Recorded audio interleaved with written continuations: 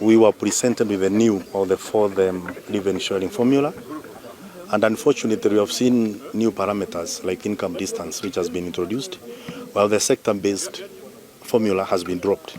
What's happening is if you use the new parameters versus the that parameters, which were sector-based, we have a little issue because most of that one counties are losing money, of which I don't know how CRA expects the formula to sail through the Senate when that one counties are losing money. If you say that you'll be rewarding Marsabit and Turkana because of big landmass, what happens to Kisumu because you have not yet taken care of the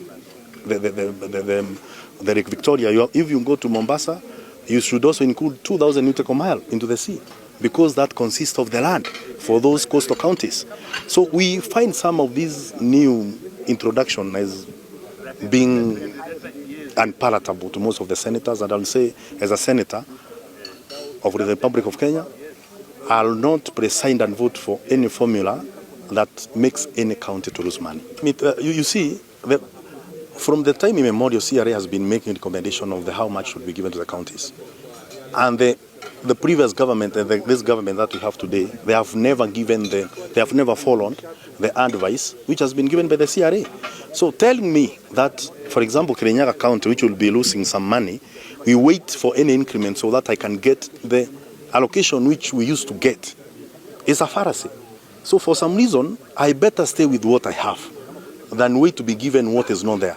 Because, you know, historically, we know very well the government of Kenya never gives money according to the recommendation by CRA. So Kirinyaga will be losing anyway. Based on the allocation of 387 billion, the proposition or the proposal by CRA, if you run that particular simulation based on 387 billion, that one counties will lose. But CRA is arguing that they'll be looking for some 30 billion Kenya shillings to be able to do what they are calling a stabilization effect. But now the question that we have been having is how sure are we that we'll be able to get that CRA is going to get a 30 billion to stabilize so that no county loses. If some counties lose, of course, it means that the services that these counties have been offering will be affected negatively. And so it's not a fair way of distributing resources, that you have just a few counties gaining, some of them gaining with a very wide margin of sometimes some of them over 1 billion, 1.7 billion. I think Mandera is gained about 1.7 billion, while the other counties, the majority of them are losing. So it will affect the delivery of services in the counties, and that is why, as the House that is mandated in protecting devolution and the counties, we cannot adopt such a revenue sharing basis. CRA has done a very big mistake. They have claimed that the parameters that they have chosen them on the basis of trying to use some data, but they have also claimed that data has been a very big problem for them. For instance, if you look at all the functions that we have in the country, what we call devolved functions, they say that they cannot look at things like roads or health access because the data is all not compounded well. But then they have introduced something called income distance. Income distance in basic analysis, income distance means you are considering the per capita income in every single county compared to the national per capita income based on our GDP. Now, the moment you have said that you're considering income distance, there are standard scientific variables that then compute what we call a per capita income. For instance, number one, you must look at all employees in a county, how much are they being compensated. Number two, say that getting simple data for roads is a problem. How will you get the data for all these other variables to compound income distance? So income distance can only work in advanced democracies like the United States, where the state has got very clear way of getting data on those variables that I've talked about. So it's already defective. That's a problem. After doing its formula, CRA is telling Kenyans that that formula, for it to make sense so that counties don't lose money, they are basing it on a base year which is futuristic. They are saying that should the national government divide with counties money such that the counties are given 417 billion, then all counties won't lose. it is a simple common sense discussion that if the national government adds counties' money to 417 billion, no county will lose. So that increment is not as a function of the formula, but is as a function of natural increment on the revenue that counties are getting.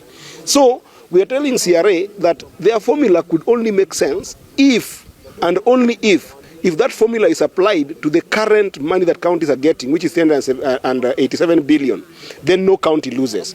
That's what is supposed to be the base year, including Migori County, which if you apply that formula that they have proposed into the current revenue that we are getting from national government, my county alone loses 200 million Kenya shillings. So it is a defective formula. It doesn't make sense because a formula should be applied on any year prior or the base year currently, and it should make sense. The last thing I wanted to talk about is the issue of geographical size as what KRA has used as a perimeter. Geographical size, if you look at under Article 6 of our Constitution, our Constitution defines our geography or geographical size of, or territorial integrity of our country as both water and land. CRA is only using land in terms of looking at that allocation. You must also use water because water is part of geographical territory of Kenya, because some counties that are coming from the blue economy areas where county governments are forced to invest money in the economic well-being of their people who are using water as the basic resource, have to put money in those places. So if you remove water and don't put it in your formula because you're just using land, it is defective and it ends up affecting even the population equation. We have considered the geographical size of the county as a parameter. A county's proportion of the geographical size, but we have capped it at 10%, again based on the data that is provided in the Kenya Population and Housing Census of the 2019 Kenya National Bureau of Statistics data. Now, in implementation of the fourth basis, we have established what we are calling a stabilization factor. This is inbuilt in the formula. This is to ensure that no county gets less than what they were allocated in the previous year, which is this year of 2024-2025. You will see later that no county gets less than what they were allocated in the year 2024-2025 because of the stabilization factor. No county loses. No county. We have recommended an additional 30 billion from the 387 billion to 425 billion. Why 30 billion? Because, and we've had engagement with National Treasury. National Treasury is proposing 405 billion. We are proposing 417 billion.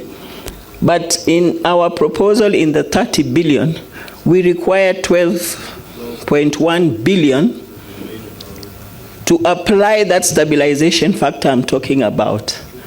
We had earlier indicated that we have two objectives, and one is to share revenues equitably to facilitate service delivery. The parameters that guide that is population, equal share, and geographical size. On population, we have a weight of 42%, equal share 22%, geographical size 9%. Under the second objective, to share revenues equitably to address economic disparities and promote development, we have the parameter of poverty at a weight of 14% and income distance at 13%, giving a total of 100%.